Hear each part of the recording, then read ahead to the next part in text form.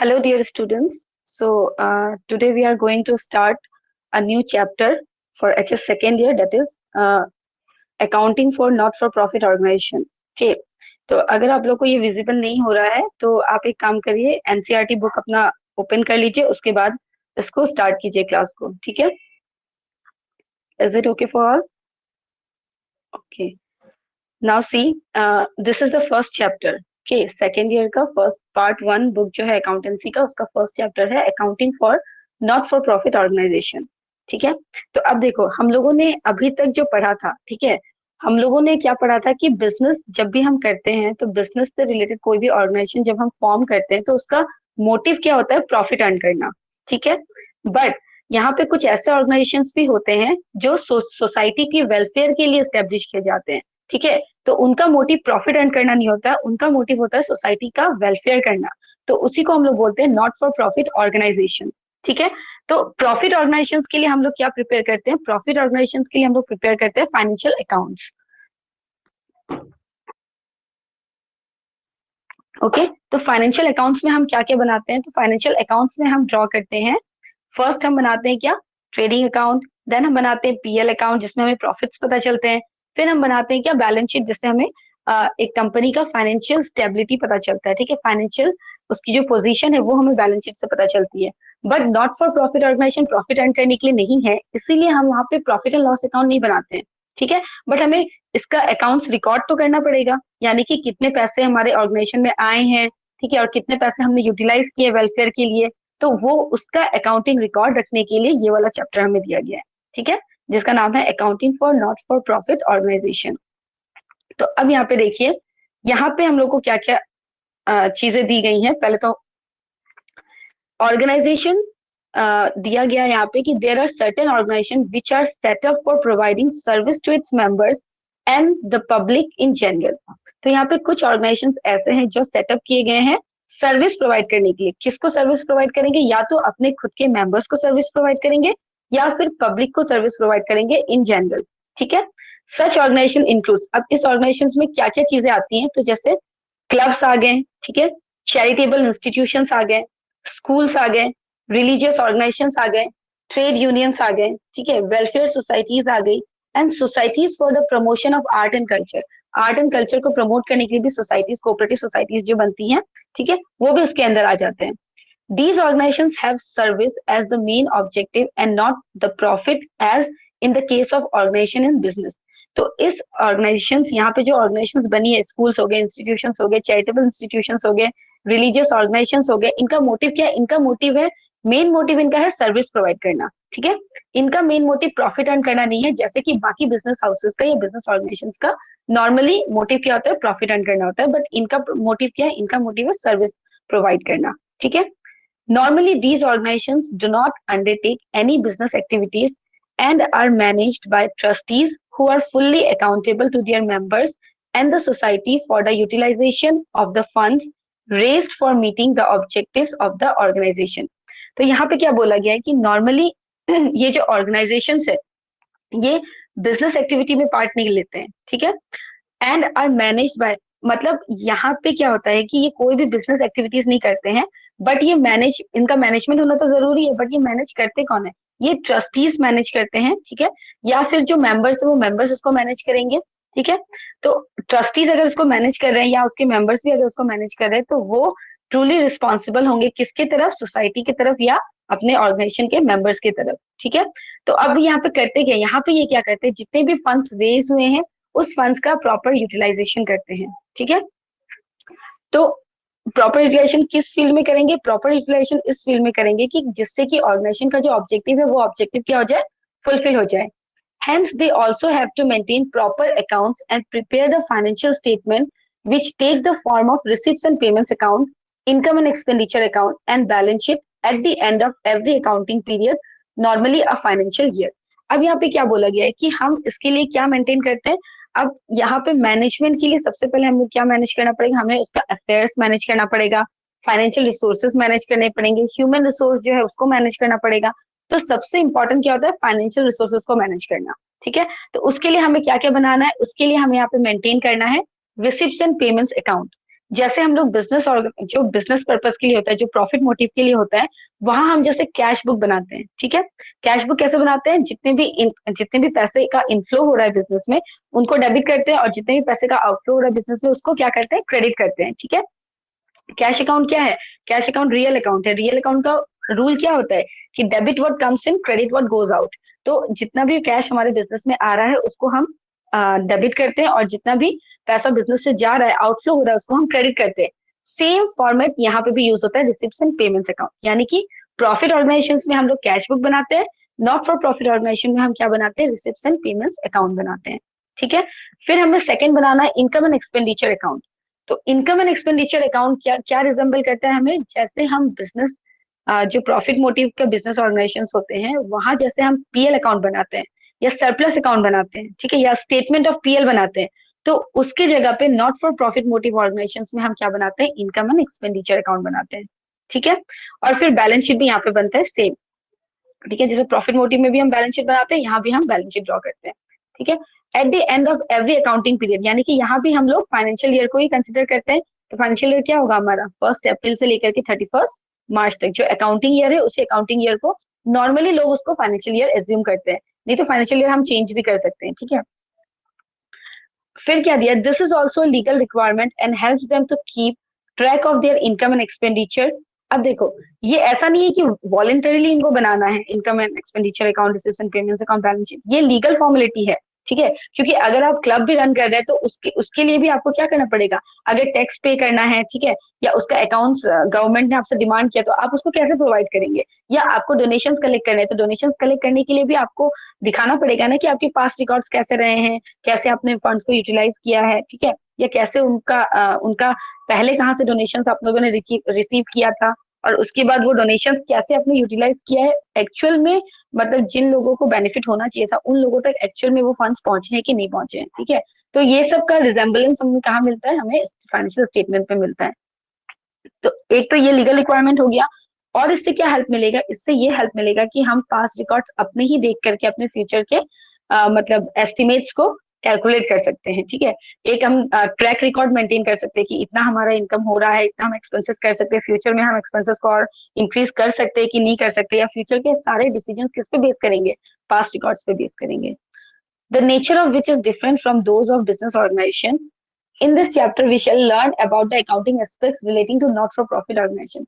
अब यहाँ पे क्या बोला गया है कि अलग बिजनेस से ये बिजनेस कैसे डिफरेंट है, ये भी हमें यहाँ पे पता चल जाएगा, ठीक है, जब हम फाइनेंशियल रिकॉर्ड्स रखेंगे तो।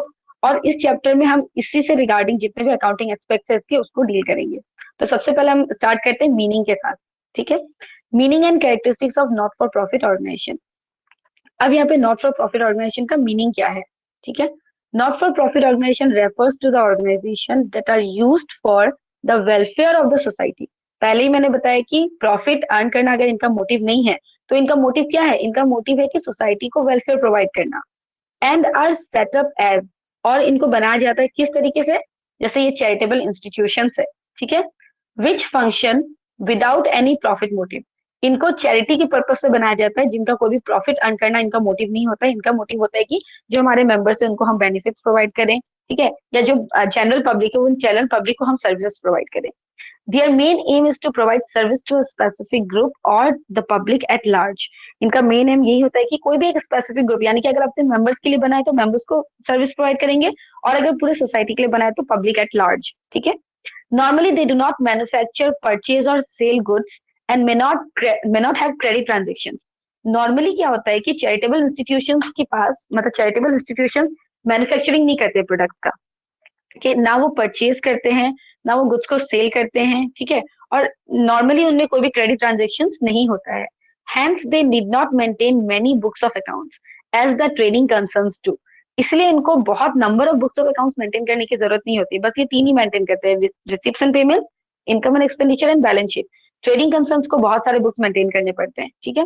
And trading and profit and loss account, the funds raised by such organization are credited to capital fund or general fund. अब यहाँ पे जो भी फंड्स रेज होते हैं इस ऑर्गेनाइजेशन के, ठीक है, वो हम कहाँ क्रेडिट करते हैं, या तो कैपिटल फंड में क्रेडिट करते हैं या जनरल फंड में क्रेडिट करते हैं। The major source of their income usually are, अब इनका मेजर सोर्स ऑफ इनकम क्या है, ठीक है, अगर ये मैन्युफैक्चर नहीं करते हैं, परचेज नहीं करते, रॉ मटेरियल सेल नहीं करते हैं, या रिटेलिंग बिजनेस नहीं है कि परचेज करके सेल कर दिया, तो इनको इनकम होता कहाँ से है? तो इनका जो सोर्स ऑफ इनकम है वो है सब्सक्रिप्शन। ठीक है, सब्सक्रिप्शन किससे, यानी कि वो मेंबर है क्लब के, ठीक है, तो क्लब की मेंबरशिप के लिए वो सब्सक्रिप्शन पे करेंगे, ईयरली सब्सक्रिप्शन, ठीक है। और कभी कभी क्या होता है कि ट्रस्टीज हो गए या बड़े बड़े बिजनेस हाउसेस हो गए, वो क्या करते हैं, डोनेशंस करते हैं, तो वो मेंबर्स भी होते हैं कहीं ना कहीं क्लब्स के, ठीक है, तो वो डोनेशंस के फॉर्म में उनको रिसिप्ट हो रहा है पैसा, सब्सक्रिप्शन के फॉर्म में रिसिप्ट हो रहा है। गवर्नमेंट कभी कभी ग्रांट्स भी देती है ऐसे क्लब्स वगैरह को या इंस्टीट्यूशंस वगैरह को, तो ग्रांट्स उनको मिल रहा है, ठीक है। या फिर उनके पास प्रीवियसली जो पैसे बचे हुए थे, उन पैसों को वो यूटिलाइज करते हैं। किस वे में यूटिलाइज करते हैं, वो उनको इन्वेस्टमेंट कर देते हैं। अगर सपोज 1 साल का उनको रिसिप्ट हुआ था, उन्होंने उससे एक्सपेंडिचर भी किया, बट क्या हुआ, उनके पास पैसे बच गए, ठीक है, तो जो पैसे उनके पास बच गए, उन पैसों का उन्होंने क्या किया, इन्वेस्टमेंट कर दिया, ठीक है। तो वो इन्वेस्टमेंट से अगर उन्हें रिटर्न मिल रहा है, तो वो रिटर्न का भी यूटिलाइजेशन करेंगे as a source of fund.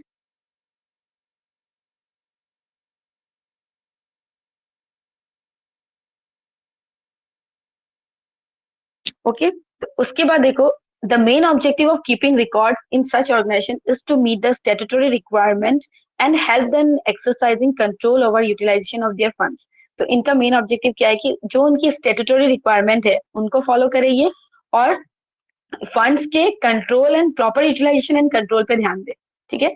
They also have to prepare the financial statement at the end of each accounting period, usually financial year, तो हमें ये सब बनाना ही पड़ेगा, बैलेंस शीट, ठीक है, income and expenditure account, receipts and payments account एक financial year में, and ascertain their income and expenditure and the financial position and submit them to the statutory authority called registrar of societies। अब जब हम लोग ये सब बना लेंगे तो उसके बाद हमें कहाँ सबमिट करना है, जो लीगल रिक्वायरमेंट है, जो स्टेटूटरी रिक्वायरमेंट है, तो वो स्टेटूटरी अथॉरिटी को सबमिट करना है। और इस टाइप के ऑर्गेनाइजेशन के लिए स्टेटूटरी अथॉरिटी क्या है, रजिस्ट्रार ऑफ सोसाइटीज, ठीक है। जिस रजिस्ट्रार ऑफिस में आपने सोसाइटी को रजिस्टर किया था, वहां आपको ये सबमिट करना है एनुअल रिपोर्ट्स, ठीक है। अब यहाँ पे कुछ कैरेक्टरिस्टिक्स दिए हुए, तो कैरेक्टरिस्टिक्स क्या क्या दिए हुए हैं देख लीजिए।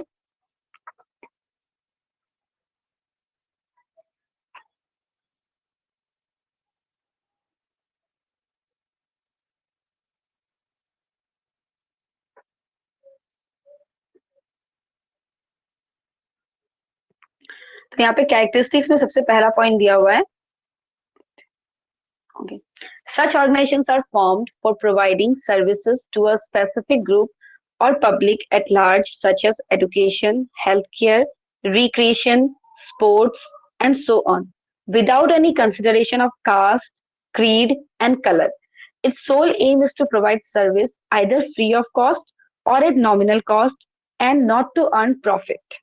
ठीक है, तो ये जो ऑर्गेनाइजेशन है ये जनरली फॉर्म किए जाते हैं सर्विस प्रोवाइड करने के लिए। इनका ये बेसिक फीचर यही है, ये स्पेसिफिक ग्रुप या पब्लिक एट अ लार्ज को सर्विसेज प्रोवाइड करते हैं, बट किस सेक्टर में सर्विस प्रोवाइड करते हैं, तो ये या तो एजुकेशन सेक्टर हो सकता है, या हेल्थ केयर हो सकता है, रिक्रिएशनल फैसिलिटीज हो सकती हैं, स्पोर्ट्स में हो सकता है, ठीक है, और विदाउट एनी कंसिडरेशन, ठीक है, विदाउट एनी कंसिडरेशन मतलब कोई भी भेदभाव किए हुए बिना, कास्ट क्या है, क्रीड क्या है, कलर क्या है, ये सब में वो लोग क्या करते हैं, डिफ्रेंशिएशन नहीं करते हैं, ठीक है।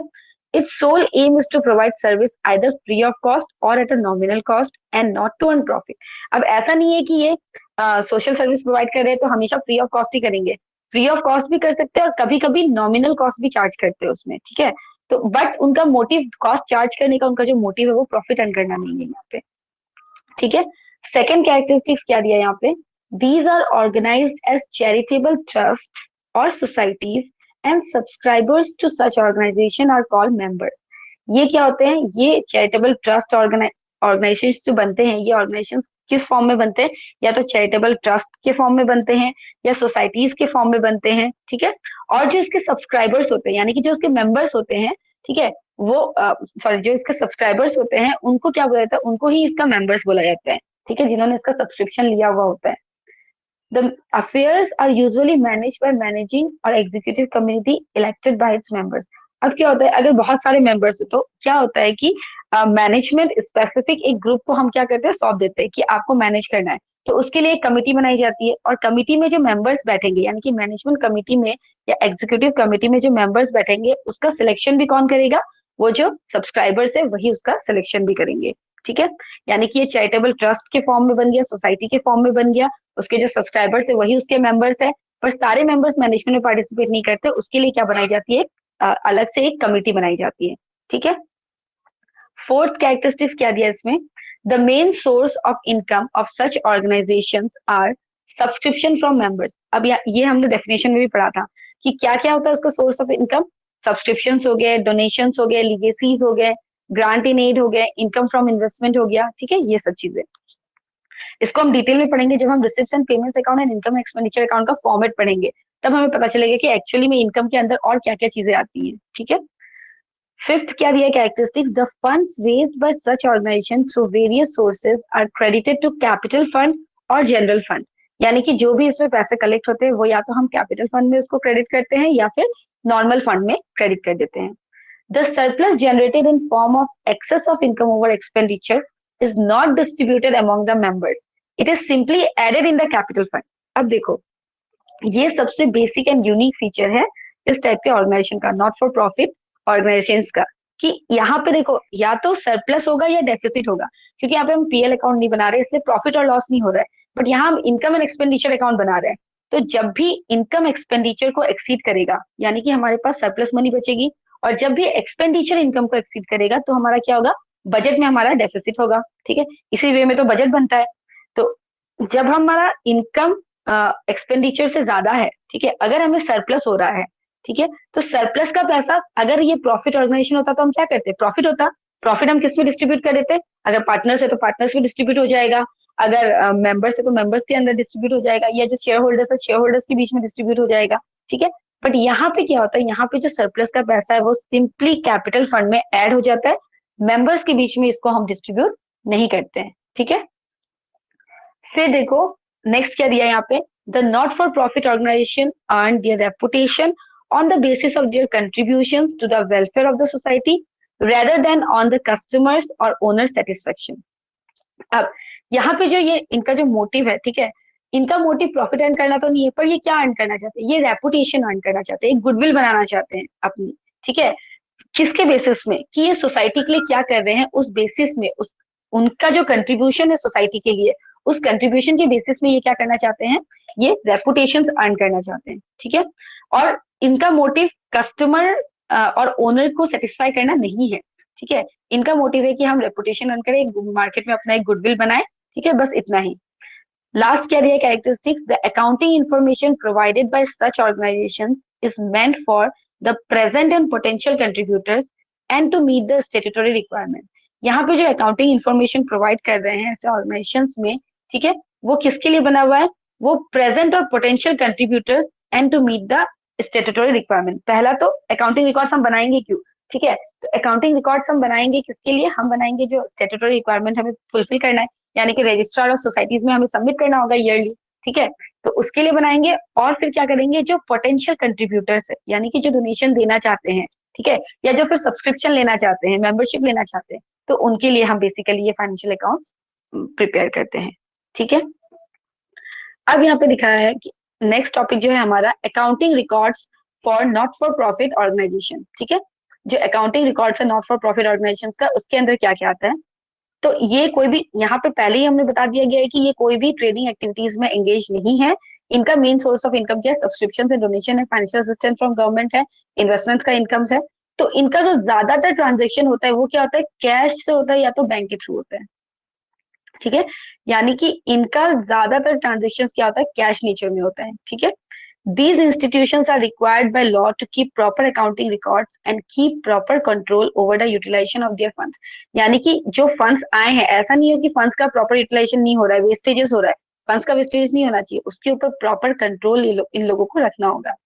This is why they usually keep a cash book in which all receipts and payments are duly recorded. ठीक है, तो इनके लिए इनको क्या मेंटेन करना पड़ता है, इनको एक कैश बुक मेंटेन करना पड़ता है जिसमें रिसिप्ट्स एंड पेमेंट्स क्या होते हैं, वो ड्यूली रिकॉर्ड होते हैं।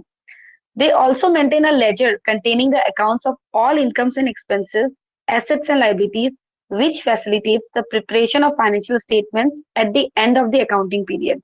ठीक है, ये और क्या मेंटेन करते हैं, ये लेजर मेंटेन करते हैं। ठीक है, जिसमें सारे इनकम्स, एक्सपेंसेस, एसेट्स, लाइबिलिटीज, ठीक है, जो भी फाइनेंशियल अकाउंट प्रिपेयर करने में कुछ ना कुछ कंट्रीब्यूट करते हैं, उन सबको ये रिकॉर्ड करते हैं।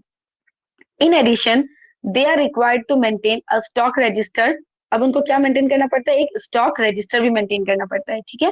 किस लिए स्टॉक रजिस्टर मेंटेन करना पड़ता है, to keep complete record of all fixed assets and consumables. तो स्टॉक रिकॉर्ड रजिस्टर किस लिए मेंटेन करते हैं, फिक्स एसेट्स और जो भी हम लोग रॉ मटेरियल्स कंज्यूम कर रहे हैं, मटेरियल्स कंज्यूम कर रहे हैं, उसका रिकॉर्ड रखने के लिए। They do not maintain any capital account, वो कैपिटल अकाउंट मेंटेन नहीं करते हैं, ठीक है।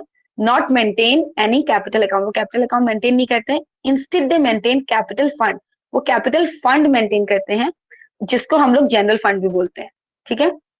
That goes on accumulating due to surpluses generated, यानी कि वो बढ़ता कैसे है, कैपिटल फंड कैसे जनरेट हुआ, जनरल फंड कैसे जनरेट, जितना भी सरप्लस बचते गया वो सरप्लस को हम क्या करते जाएंगे, time to time add on करते जाएंगे, ठीक है।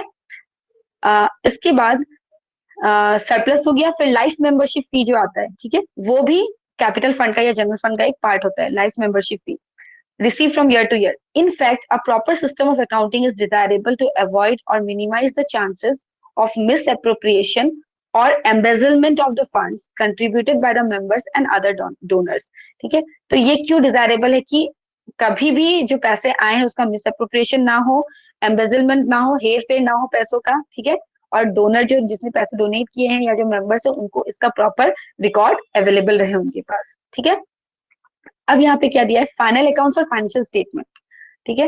फाइनल अकाउंट्स और फाइनेंशियल स्टेटमेंट के अंदर हम यहाँ पे क्या प्रिपेयर करते हैं, यहाँ पे हमने क्या पढ़ा था, कैश बुक के बारे में पढ़ा, लेजर के बारे में पढ़ा, ठीक है, कैपिटल फंड के बारे में पढ़ा। फाइनेंशियल स्टेटमेंट में हम प्रिपेयर क्या करते हैं, कैसे रिप्रेजेंट करते हैं, ठीक है।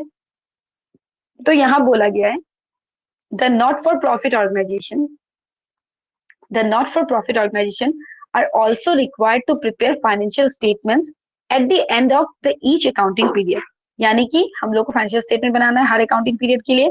Although these organizations are not profit-making entities and they do not require to make trading and profit and loss account, but it is necessary to know whether the income during the year was sufficient to meet the expenses or not. ये trading organisation नहीं है इसलिए profit and loss account तो नहीं बनाएंगे, but इनको ये जानना बहुत जरूरी है कि जितने पैसे आए थे वो एक्सपेंसेस को मीट करने के लिए सफिशिएंट थे कि नहीं थे एक फाइनेंशियल ईयर में, ठीक है. Not only that, they have to provide the necessary financial information to members, donors, contributors and also to registrar of society. ये सब बार बार रिपीट हो रहा है, ठीक है. पर्पस इसका एक ही है कि हम स्टेटूटरी रिक्वायरमेंट पूरा करने के लिए या मेंबर्स के लिए इंटरनल मैनेजमेंट के लिए हम क्या बनाते हैं, फाइनेंशियल स्टेटमेंट्स बनाते हैं इस टाइप के ऑर्गेनाइजेशन का, ठीक है. तो अब हम बनाते क्या क्या चीजें इसमें वो देख लीजिए. सबसे पहला हम बनाएंगे क्या, रिसिप्ट्स एंड पेमेंट्स अकाउंट, ठीक है. फिर हम बनाएंगे income and expenditure account. Receipts and payments account basis है इनकम एंड एक्सपेंडिचर अकाउंट बनाने का, ठीक है. और उसके बाद हम क्या बनाएंगे, बैलेंस शीट. तो यहाँ पे बोला गया है क्लियरली कि रिसिप्ट्स एंड पेमेंट्स अकाउंट क्या है. रिसिप्ट्स एंड पेमेंट्स अकाउंट क्या है, ये कैश और बैंक ट्रांजेक्शन जो है उसका एक समरी है, ठीक है. जो रिसिप्ट्स एंड पेमेंट्स अकाउंट है वो एक समरी है हमारे सारे cash transaction and bank transaction का, ठीक है. और जो हमें हेल्प करता है क्या बनाने में, मैंने अभी बताया कि वो बेसिस है किस चीज के प्रिपरेशन में, income and expenditure and balance sheet बनाने की प्रिपरेशन में वो बेसिस का काम करता है रिसिप्ट्स एंड पेमेंट्स अकाउंट, ठीक है. Besides, it is a legal requirement as the receipts and payments accounts has also to be submitted to the registrar of societies along with the income and expenditure account and the balance sheet. और ये legal requirement भी है, हमें ये तीनों चीजें submit करनी होती है. रिसिप्ट्स एंड पेमेंट्स अकाउंट भी सबमिट करना होता है, इनकम एंड एक्सपेंडिचर अकाउंट भी सबमिट करना होता है और बैलेंस शीट भी बनाना होता है, ठीक है. अब फिर नेक्स्ट दिया हम लोग को इनकम एंड एक्सपेंडिचर अकाउंट जो बनाना है. तो इनकम एंड एक्सपेंडिचर अकाउंट क्या है, is akin to profit and loss account. यानी कि जैसे हम प्रॉफिट एंड लॉस अकाउंट बनाते हैं प्रॉफिट मेकिंग ऑर्गेनाइजेशन में, एज इट इज हमें क्या बनाना है, income and expenditure account. Same rule follow होता है यहाँ पे, ठीक है. तो यहाँ पे इनकम एंड एक्सपेंडिचर अकाउंट बना दिया हमने. तो यहाँ पे भी वही होता है, एक्सपेंडिचर का कॉलम डेबिट साइड में होता है और इनकम का कॉलम क्या होता है, क्रेडिट साइड में होता है. The not-for-profit organization usually prepare the income and expenditure account and a balance sheet with the help of receipts and payments account. However, this does not imply that they do not make a trial balance. इसका मतलब ये नहीं है कि ये trial balance नहीं बनाते, ठीक है. In order to check the accuracy of the ledger accounts, they also prepare a trial balance which facilitate the preparation of accurate receipts and payments account as well as the income and expenditure account and the balance sheet. अब हम receipts and payments account बनाते हैं, income and expenditure account बनाते हैं. इसका मतलब ये नहीं है कि यहाँ पे ट्रायल बैलेंस नहीं रहता है. जब हमने लेजर बनाया होगा तो हमने ट्रायल बैलेंस भी बनाया होगा, ठीक है. और ट्रायल बैलेंस से हेल्प लेकर के हम क्या बनाते हैं, receipts and payments, income and expenditure and balance sheet, ठीक है. In fact, if an organization has followed the double entry system they must prepare a trial balance for checking the accuracy of the ledger accounts, and it will also facilitate the preparation of receipts and payments account, income and expenditure account and balance sheet. तो यहाँ पे क्या बोला गया है कि जब भी हम डबल एंट्री सिस्टम फॉलो करते हैं, ठीक है, डबल एंट्री सिस्टम जब हम फॉलो करेंगे तो हमें ट्रायल बैलेंस बनाना बहुत जरूरी हो जाता है, जिससे कि हमें एक्यूरेसी पता चले कि कितना एक्यूरेट हमारा लेजर अकाउंट्स हो रहा है, ठीक है, या वहां पे कोई मिस्टेक्स तो नहीं है, कैलकुलेशंस में कोई मिस्टेक्स तो नहीं है, इसकी वजह से it will also facilitate the preparation of receipt. अब उसके बाद तो उससे ऑब्वियसली हेल्प होगा कि हम रिसिप्ट एंड पेमेंट्स अकाउंट बना पाएंगे, इनकम एंड एक्सपेंडिचर अकाउंट बना पाएंगे एंड बैलेंस शीट बना पाएंगे। Clear, clear. फिर अब देखिए, अब हमें स्टार्ट करना है किससे, रिसिप्ट एंड पेमेंट्स अकाउंट से, ठीक है। तो receipt and payments account overall क्या है कि ये एक कैश बुक है, ठीक है। जैसे हम trading account sorry profit for making organizations में, प्रॉफिट मेकिंग ऑर्गेनाइजेशंस में हम कैश बुक बनाते हैं, वैसे ही हम नॉट फॉर प्रॉफिट ऑर्गेनाइजेशन में रिसिप्ट एंड पेमेंट्स अकाउंट बनाते हैं, ठीक है। इसमें हम सिर्फ रिकॉर्ड रखेंगे कैश रिसिप्ट का एंड कैश पेमेंट्स का, ठीक है। तो ये समरी हो गया कैश बुक का।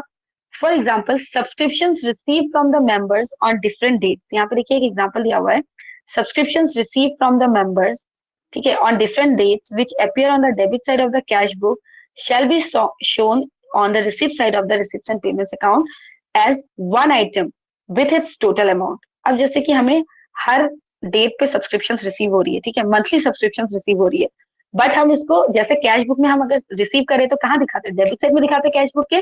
सिमिलरली हम रिसिप्ट एंड पेमेंट्स अकाउंट में भी रिसिप्ट साइड में दिखाएंगे इसको, बट अलग अलग करके नहीं दिखाएंगे। क्या दिखाएंगे हम इसको, ओवरऑल टोटल, यानी कि पूरा साल का सब्सक्रिप्शन कितना रिसीव हुआ उस बेसिस पे दिखाएंगे, ठीक है। Similarly, salary, rent, electricity charges paid from time to time as recorded on the credit side of the cash book, but the total salary paid, total rent paid, total electricity charges paid during the year appear on the payment side of receipts and payments account, ठीक है। अगर payment कर रहे हैं तो फिर उसको payment side में दिखाएंगे। तो ये क्या देता है, ये एक समराइज पिक्चर देता है जितना भी रिसिप्ट एंड पेमेंट्स है हम लोग का, बट यहाँ पे टाइम ड्यूरेशन कंसिडर नहीं करता ये। जैसे कि अगर आपका फाइनेंशियल ईयर है 21-22, सॉरी 2021 है आपका फाइनेंशियल ईयर, ठीक है, तो 2021 में अगर आप 20 अप्रैल से स्टार्ट हो आपका फाइनेंशियल ईयर, कब तक चलेगा, 21 का मार्च तक चलेगा, ठीक है। तो फाइनेंशियल ईयर खत्म हो गया, ठीक है।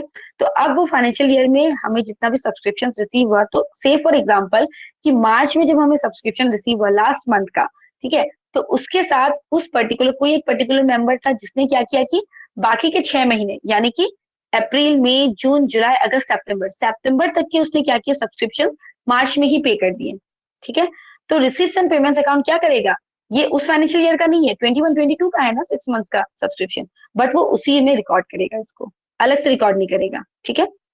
यानी कि यहाँ पे टाइम मैटर नहीं करता, हो सकता है कि पिछले साल का किसी का सब्सक्रिप्शन बचा हुआ था, उसने करंट ईयर में पे किया, तो उसको भी वो करंट ईयर में ही शो करेगा क्योंकि कैश रिसीव हुआ है, ठीक है। सिमिलरली वैसे अगर हम एडवांस पेमेंट भी करते हैं तो उसको भी हम एज इट इज रिकॉर्ड करेंगे यहाँ पे, ठीक है। रिसिप्ट एंड पेमेंट्स अकाउंट में क्या दिया गया है, irrespective of whether the pertain to the current period, previous period और succeeding period, यानी कि जो भी हम रिसिप्ट मेंटेन कर रहे हैं, यहाँ पे रिकॉर्ड कर रहे हैं, पेमेंट्स रिकॉर्ड कर रहे हैं, वो करंट पीरियड का हो, प्रीवियस पीरियड का हो या सक्सीडिंग पीरियड का हो, ठीक है, वो मैटर नहीं करता। बस मैटर क्या करता है कि वो हमें कैश मिलना चाहिए और कैश यहाँ से जाना चाहिए बिजनेस से, तो हम रिकॉर्ड कर लेंगे। और उसके साथ साथ जैसे पीरियड मैटर नहीं करता, वैसे ही नेचर भी मैटर नहीं करता। कैपिटल एक्सपेंडिचर और रेवेन्यू एक्सपेंडिचर दोनों के दोनों हम इसमें इंक्लूड करते हैं, ठीक है। यानी कि कैपिटल नेचर के आइटम, जैसे कि कैपिटल नेचर के आइटम्स क्या होंगे, अगर हमने एक्सपेंसेस किया, ठीक है, वो एक्सपेंसेस जो हमने किया उसका बेनिफिट हमें लॉन्ग टर्म तक रिसीव होगा, तो उसको हम क्या बोलेंगे, एक्सपेंडिचर। वो कौन सा एक्सपेंडिचर होगा, कैपिटल एक्सपेंडिचर। हमने एक्सपेंसेस किया, साल भर में कंज्यूम हो गया प्रिंटिंग स्टेशनरी, तो ये क्या हो गया, एक्सपेंसेस हो गया, इसको हम एक्सपेंडिचर नहीं बोलेंगे, इसको हम एक्सपेंसेस बोलेंगे। और वो कौन सा नेचर का हो गया, रेवेन्यू नेचर का हो गया, ठीक है। तो कैपिटल और रेवेन्यू कोई से भी नेचर का हो, रिसीप्ट एंड पेमेंट्स अकाउंट में हम दोनों रिकॉर्ड करते हैं, ठीक है। It may be noted that this account does not show any non cash items, but यहाँ पे नॉन कैश आइटम्स नहीं आएंगे। जैसे कि नॉन कैश आइटम में क्या आता है, डेप्रिशिएशन। डेप्रिशिएशन हम क्या मशीन को दे देते हैं कि आप डेप्रिशिएट हो गए हैं, आप अपना पैसा रख लीजिए, नहीं ना, कभी भी ऐसा नहीं होता। फिक्स एसेट क्या होता है, यूसेज के साथ साथ उसकी वैल्यू कम होती जाती है, वो आउट ऑफ पॉकेट एक्सपेंस नहीं है। आउट ऑफ पॉकेट एक्सपेंस क्या होता है कि जब हम पैसे निकाल के पे कर रहे हैं तो वो आउट ऑफ पॉकेट एक्सपेंस हो गया। Depreciation out of pocket expense नहीं है, यानी कि पर्टिकुलर अभी ये लैपटॉप यूज हो रहा है, ठीक है, तो इस लैपटॉप को यूसेज के साथ इसका वैल्यू क्या हो रहा है, डाउन होते जा रहा है, तो मैं अपने रिकॉर्ड्स में दिखाऊंगी कि मेरे पास लैपटॉप है फिक्स एसेट में और उसका वैल्यू डिक्रीज हो रहा है, बट क्या मैं वो पैसे, अगर मान लो इसका डेप्रिसिएशन साल भर का 100 रुपया निकला, तो 100 रुपये क्या मैं लैपटॉप को पे कर दूंगी? नहीं पे करते हैं ना हम, तो वो नॉन कैश आइटम हो गया और आउट ऑफ पॉकेट एक्सपेंस नहीं है डेप्रिसिएशन। ठीक है, तो इस टाइप के आइटम्स को हम यहाँ पे रिकॉर्ड नहीं करते हैं। The opening balance in receipts and payments account represents cash in hand, cash at bank which is shown on its receipt side, and closing balance on the accounts represents cash in hand and bank balance at the end of the year। यानी कि इसको हम start किससे करते हैं? Opening cash in hand और cash at bank से, और इसको क्लोज कैसे करते हैं? Closing balance of cash in hand and cash at bank. ठीक है, तो अब यहाँ पे जो ओपनिंग बैलेंस होता है वो कौन से साइड में आता है? ऑब्वियसली डेबिट साइड में आएगा, और क्लोजिंग बैलेंस किस साइड में आएगा? क्रेडिट साइड में आएगा। ठीक है, however if it is bank overdraft at the end, it shall be shown on its debit side as the last item। अगर ओवरड्राफ्ट है, ठीक है, ओवरड्राफ्ट होगा तो क्या होगा? अगर पॉजिटिव बैलेंस होता है तो हम डेबिट में दिखाएंगे, ओवरड्राफ्ट होगा तो ओपनिंग में क्रेडिट में दिखाएंगे। ठीक है, तो उस तरह हमें एडजस्टमेंट करना है इसका। अब यहाँ पे देखिए, यहाँ पे हमें एक कैश बुक का एग्जाम्पल दिया हुआ है। ठीक है, let us look at the cash book of golden cricket club. यहाँ पे गोल्डन क्रिकेट क्लब का एक एग्जाम्पल हमें दिया हुआ है। ठीक है, इसमें क्या दिया है कि total amount of each item receipts and payments has been worked out. तो यहाँ पे हमें ये कैश बुक दिया हुआ है। ठीक है, डेट दिया है, रिसिप्ट्स दिया है, बैलेंसेस दिया है। ठीक है, फिर डेट है, पेमेंट्स है, बैलेंसेस है, लेजर फोलियो दिया हुआ है। ये कॉलमनर कैश बुक है। ठीक है, तो अब यहाँ पे अप्रैल 1 में देखिए आपको क्या दिया हुआ है? अप्रैल 1 में यहाँ पे दिया हुआ है बैलेंस, यानी कि ये कौन सा बैलेंस है? ये ओपनिंग बैलेंस है। कितना है ओपनिंग बैलेंस? 35,000 रुपीज। ठीक है, फिर यहाँ पे दिया है सब्सक्रिप्शन। सब्सक्रिप्शन क्या है? जो मेंबर्स पे करेंगे, रिसिप्ट है। एंट्रेंस फी, एंट्री फी है, रिसिप्ट है। Life membership fee, life membership क्या है? रिसिप्ट है। लॉकर रेंट, अगर किसी ने लॉकर फैसिलिटी ली है, ठीक है, तो वो जो रेंट प्रोवाइड कर रहे हैं, लाइफ मेंबरशिप फी दे रहे हैं अगर। ठीक है, टाइम टू टाइम रिसीव हो रहा है। डोनेशन फॉर बिल्डिंग, बिल्डिंग बनाने के लिए डोनेशन दिया गया। ठीक है, वो आ गया। सब्सक्रिप्शन आ गया। ठीक है, साल भर का सब्सक्रिप्शन। उसके पेमेंट्स में क्या दिया हुआ है? इंश्योरेंस प्रीमियम पे किया, प्रिंटिंग एंड स्टेशनरी खरीद के लाए, postage and courier fees, telephone expenses, wages, salaries, rent and taxes, government securities, ये सारे एक्सपेंसेस में आ गए। ठीक है, तो जो बैंक के थ्रू पेमेंट हुए वो बैंक कॉलम में आए हैं, और जो कैश के थ्रू पेमेंट हुए वो कैश कॉलम में आए हैं। ठीक है, बट यहाँ पे एक चीज है कि जब हम रिसिप्ट एंड पेमेंट्स अकाउंट बनाते हैं तो उसमें कैश और बैंक का कॉलम अलग अलग नहीं होता है। ठीक है, तो यहाँ ये एग्जांपल जो शो किया है, ये एग्जांपल में ये दिखाया गया है कि आप कैसे रिसिप्ट्स को मतलब रिसिप्ट हम किसे कहेंगे और एक्सपेंसेस हम किसे कहेंगे। ठीक है, यहाँ पे देखो सब्सक्रिप्शन दिया हुआ है 2013-14 का। ये हमें 14 का दिया हुआ है फाइनल अकाउंट्स। ठीक है, तो यहाँ पे जब हमें सब्सक्रिप्शन दिया हुआ है तो पहला सब्सक्रिप्शन दिया 13-14 का। ठीक है, और दूसरा सब्सक्रिप्शन भी हमें दिया हुआ है 15,000 रुपीज। फिर 15-16 का भी सब्सक्रिप्शन हमें दिया है, तो 15-16 नेक्स्ट ईयर हो गया, बट यहाँ पे दिया है तो हमें इसे रिसिप्ट में इंक्लूड करना है। ठीक है,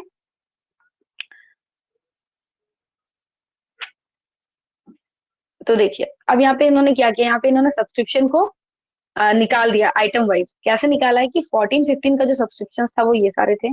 ठीक है, 13-14 का जो सब्सक्रिप्शन था वो ये था।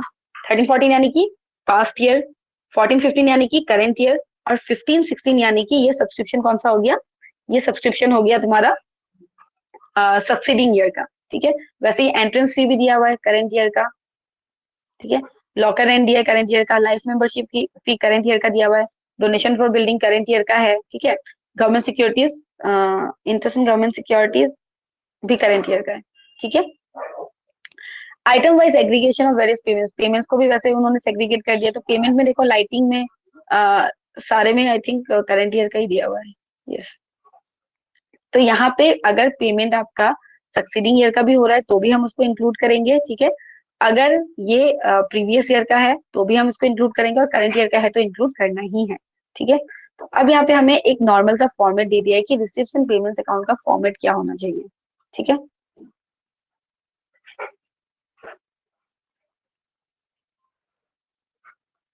देखिए ये फॉर्मेट है। ठीक है, तो रिसिप्ट्स एंड पेमेंट्स अकाउंट में सबसे पहला हमारा आइटम क्या आएगा? हमारा ओपनिंग बैलेंस आएगा डेबिट साइड में। ठीक है, अगर बैंक ओवरड्राफ्ट है तो वही सेम ओपनिंग बैलेंस किधर आ जाएगा? वही सेम ओपनिंग बैलेंस हमारा क्रेडिट साइड में आ जाएगा। देखो ये ओपनिंग बैलेंस है, ब्रॉड डाउन लिखा है ना, ओपनिंग बैलेंस है, क्रेडिट साइड में आ जाएगा। ठीक है, receipt and payments account opening balance debit side यानी कि रिसिप्ट साइड। ठीक है, और अगर ओवरड्राफ्ट है तो ओपनिंग बैलेंस क्रेडिट साइड में आएगा। और क्लोजिंग बैलेंस कहाँ आता है? क्लोजिंग बैलेंस हमारा क्रेडिट साइड में आता है। अगर ओपनिंग डेबिट में है तो ऑब्वियसली क्लोजिंग बैलेंस किधर आएगा? क्रेडिट साइड में आएगा। देखो दिया हुआ है cash in hand and cash in bank. Okay, cash in hand भी दिया हुआ है और कैश इन बैंक भी दिया हुआ है। ठीक है, अगर क्लोजिंग में ये बैंक पे अगर क्या है, ओवरड्राफ्ट है, तो वो क्लोजिंग बैलेंस किधर आएगा? रिसिप्ट साइड में आ जाएगा। जैसे कि ओपनिंग में जब ओवरड्राफ्ट था तो पेमेंट साइड में चला गया था, क्लोजिंग में अगर ओवरड्राफ्ट होगा तो वो रिसिप्ट साइड में आ जाएगा। ठीक है, ये हो गया ओपनिंग एंड क्लोजिंग बैलेंसेस का। अब देखो यहाँ पे क्या क्या एडजस्टमेंट दिया हुआ है। तो पहला एडजस्ट सॉरी आइटम्स दिया हुआ है। आइटम्स में क्या क्या दिया है? सब्सक्रिप्शन दिया है। ठीक है, ठीक, सब्सक्रिप्शन रिसिप्ट साइड में आएगा, जनरल डोनेशन रिसिप्ट साइड में आएगा, न्यूज़पेपर्स अगर हमने सेल किया है, periodicals waste paper, old sports material अगर हमने सेल किया है, फिक्स डिपॉजिट अगर कोई फंड का करके रखा था उसमें जो इंटरेस्ट मिल रहे हैं, interest dividend on general investments. ठीक है, फिर लॉकर रेंट हो गया, सेल ऑफ स्क्रैप्स हो गया। ठीक है, जो भंगार की चीजें है वो बेच करके जो हमें पैसे मिल रहे हैं, proceeds from charity show, miscellaneous receive, grant in aid, legacies, specific donations, sale of investment, sale of fix assets. ये सारे आइटम्स आपको एग्जैक्टली याद नहीं करने हैं। जैसे जैसे आप सम्स करते जाएंगे वैसे वैसे आपको क्या होगा, आइटम्स याद हो जाएगा। ठीक है, तो इस पे इतना फोकस नहीं करना है कि इतने सारे आइटम्स याद कैसे होंगे, क्योंकि रिसिप्ट्स एंड पेमेंट्स का भी याद करना है, इनकम एंड एक्सपेंडिचर में तो और ज्यादा बड़ा फॉर्मेट है, फिर बैलेंस शीट का भी फॉर्मेट याद करना है। तो फॉर्मेट याद नहीं करना है, जैसे जैसे आप बनाते जाएंगे, सम्स करते जाएंगे, हम आगे बढ़ते जाएंगे, वैसे वैसे क्या होते जाएगा, ये सब चीज क्लियर होते जाएगा, खुद ब खुद याद हो जाएगा। ठीक है, but you have to take a look of this. Okay, तो पहले आप इसको अच्छे से एक बार फॉर्मेट को पढ़ लीजिएगा। ठीक है, तो फॉर्मेट पढ़ने के बाद हम क्या करेंगे, हम प्रैक्टिकल सम करेंगे। तो हम एक एक करके सम से स्टार्ट करेंगे। जैसे कि पहले हम रिसिप्ट एंड पेमेंट्स अकाउंट को कंप्लीट करेंगे, फिर हम इनकम एंड एक्सपेंडिचर अकाउंट का फॉर्मेट देखेंगे, उसको कंप्लीट करेंगे, फिर हम बैलेंस शीट का फॉर्मेट देखेंगे, फिर हम बैलेंस शीट का कंप्लीट करेंगे। ठीक है, तो अब आई थिंक यहाँ तक आप पहले कर लीजिए। या रिसिप्ट एंड पेमेंट्स अकाउंट के फीचर्स भी हैं। ओके, फीचर्स भी मैं बता देती हूँ। सॉल्यूशन जो है वो हम नेक्स्ट क्लास में करेंगे। ठीक है, जब प्रैक्टिकल हम जो स्टार्ट करेंगे वो हम नेक्स्ट क्लास से स्टार्ट करेंगे। बट यहाँ पे अभी कैश बुक का ओके, यहाँ फीचर्स दिया हुआ है, तो फीचर्स एक बार देख लीजिए। It may be noted that receipts and payments account gives a list of revenue received for past, current, and future periods, as well as capital receipts. Similarly, the payment side of receipts and payments account, revenue payments for past, current, and future period, as well as capital payments. तो मैंने बताया कि time का ये differentiation नहीं करता है और नेचर का भी डिफरेंशिएशन ये नहीं करता है। ठीक है, तो अभी यहाँ पे सेलियंट फीचर्स दिया हुआ है। सेलियंट फीचर्स में क्या क्या दिया हुआ है? It is a summary of cash book. ये तो हमें पता ही चल गया इतना पढ़ने के बाद, ये कैश बुक का समरी है। ठीक है, जैसे कैश बुक बनता है without discount and bank column, जैसे कि कैश बुक जो सिंगल कॉलम कैश बुक है इसमें सिर्फ कैश का कॉलम रहता है, उसी तरीके से हमें रिसिप्ट एंड पेमेंट बनाना है। ठीक है, पर्टिकुलर्स की जगह रिसिप्ट लिखना है और उधर पर्टिकुलर्स की जगह पेमेंट लिखना है। ठीक है, तो रिसिप्ट कौन सा साइड में आता है? डेबिट साइड में आता है। ठीक है, ये ध्यान रखना कि रिसिप्ट किधर आएगा? डेबिट साइड में आएगा, और पेमेंट्स किधर आएगा? क्रेडिट साइड में आएगा। ठीक है, उसके बाद क्या है? It shows the total amount of all receipts and payments irrespective of the period to which they pertain. यानी कि यहाँ पे पीरियड मैटर नहीं करता। ये हमने बहुत डिटेल में पढ़ लिया कि अगर वो पास्ट का हो तो भी इंक्लूड करेंगे, प्रेजेंट करंट का हो तो भी इंक्लूड करेंगे, और अगर सक्सीडिंग ईयर का है तो भी हमें उसको इंक्लूड करना है। फिर यहाँ पे थर्ड फीचर क्या दिया है कि इसमें नेचर मैटर नहीं करता। कैपिटल नेचर का होगा तब भी हम इंक्लूड करेंगे, रेवेन्यू नेचर का होगा तो तब भी हम इसको इंक्लूड करेंगे। ठीक है, no distinction is made in receipts and payments in cash और थ्रू बैंक। यानी कि अगर बैंक के थ्रू भी पेमेंट हुआ है तब भी सेम कॉलम में लिखेंगे, कैश के थ्रू पेमेंट हुआ है तब भी हम इसको क्या करेंगे? सेम कॉलम में लिखेंगे। ठीक है, no non cash item such as depreciation, outstanding expenses, accrued income etcetera are shown in this account. यानी कि पहले ही मैंने बताया कि नॉन कैश आइटम जिसके लिए हमें पैसे नहीं देने, वो आइटम्स यहाँ पे इंक्लूड नहीं होंगे। जैसे कि डेप्रिसिएशन हो गया, आउटस्टैंडिंग एक्सपेंसेस क्या है? एक्सपेंसेस था पर हमने इस साल पे नहीं किया तो वो क्या हो गया? आउटस्टैंडिंग हो गया, ड्यू हो गया ना, तो उसको हम नेक्स्ट ईयर पे करेंगे। तो जब हम इसको नेक्स्ट ईयर पे करेंगे तो next year receipt and payments account में डालेंगे, इस ईयर में नहीं डालेंगे। ठीक है, accrued income.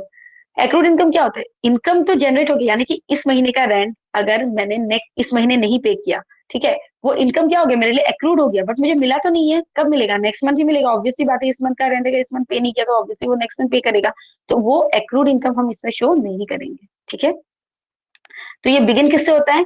Opening balance of cash in hand cash at bank से बिगिन होता है, और क्लोज किससे होता है? Closing balance of cash and cash in hand से क्लोज होता है, ठीक है।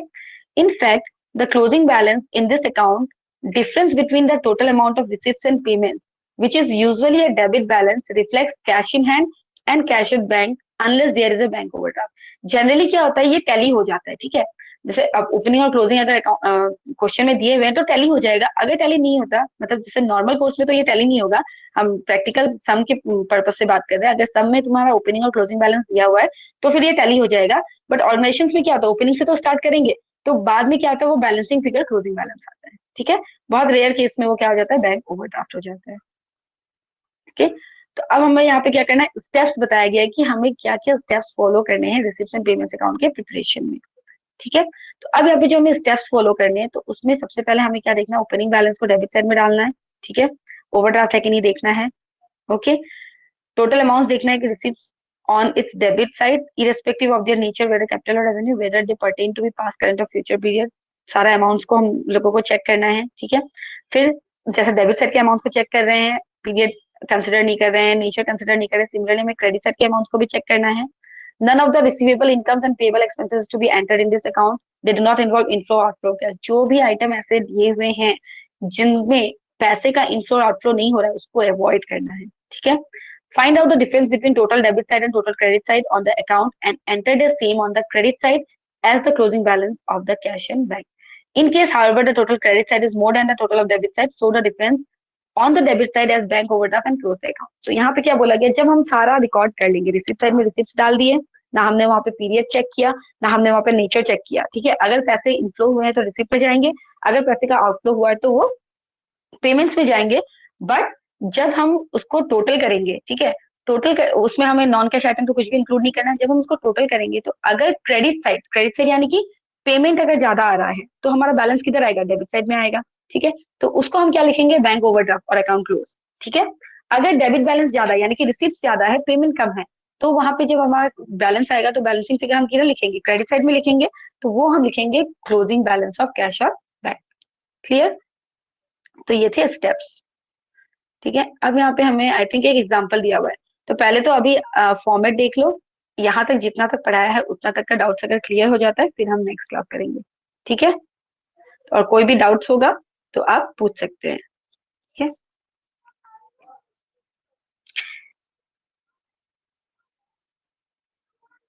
तो आज के लिए इतना ही, ठीक है। आज हमने क्या क्या पढ़ा, आज हमने पढ़ा कि नॉट फॉर प्रॉफिट ऑर्गेनाइजेशन होता क्या है, सबसे पहला, ठीक है। फिर हमने पढ़ा कि नॉट फॉर प्रॉफिट ऑर्गेनाइजेशन का एम क्या है, ठीक है। पहले तो इसका डेफिनेशन हमने पढ़ा, ठीक है। उसके बाद हमने पढ़ा कि इसके साइलेंट फीचर्स क्या है, कैरेक्टरिस्टिक्स क्या है, ठीक है। इसका एम क्या होता है, इसमें हमें अकाउंट्स में क्या क्या चीज रिकॉर्ड करने होते हैं, कैसे फाइनल अकाउंट्स प्रिपेयर होता है, इसके अंदर क्या क्या अकाउंट्स हम बनाते हैं, जैसे receipt and payment, income and expenditure, balance sheet बनाते हैं, ठीक है। इनकम एंड एक्सपेंडिचर अकाउंट किस तरीके से बनता है, रिसिप्ट एंड पेमेंट्स अकाउंट किसको रिजेंबल करता है, कैश बुक को, income and expenditure account profit and loss account को रिजेंबल करता है। फिर हमने रिसिप्ट एंड पेमेंट्स अकाउंट को और थोड़ा डिटेल में पढ़ा कि उसमें कौन से आइटम्स हमें इंक्लूड करने हैं, कौन से आइटम्स एक्सक्लूड करने हैं, क्या क्या फैक्टर्स उसमें देखा जाता है जब हम रिसिप्ट को क्या बोलते हैं, रिसिप्ट को एंट्री करते हैं और पेमेंट्स को एंट्री करते हैं, तो कौन कौन सा फैक्टर्स हमें वहाँ पे देखना होता है, नॉन कैश आइटम्स हमें रिकॉर्ड नहीं करना होता है, ठीक है। और फिर उसके साथ साथ हमने इसका फॉर्मेट भी देख लिया पूरा, ठीक है। तो फॉर्मेट को गो थ्रू करो, स्टेप्स को अच्छे से पढ़ लो, सेलियन फीचर्स, डेफिनेशन ही इसका सेलियन फीचर्स है, और स्टेप्स में भी सेम चीजें लिखी हुई है, ठीक है। बस लास्ट वाला स्टेप हमें याद रखना पड़ेगा कि ओपनिंग बैलेंस से रिसिप्ट एंड पेमेंट्स अकाउंट, मतलब हम रिसिप्ट एंड पेमेंट्स अकाउंट जब बनाते हैं, ओपनिंग बैलेंसेस की शुरुआत होती है और लास्ट में बैलेंसिंग फिगर या तो क्लोजिंग बैलेंस आएगा या बैंक ओवरड्राफ्ट आएगा, ठीक है। इतना कर लेना, उसके बाद हम नेक्स्ट क्लास में कंटिन्यू करेंगे इसको, ठीक है। Thank you.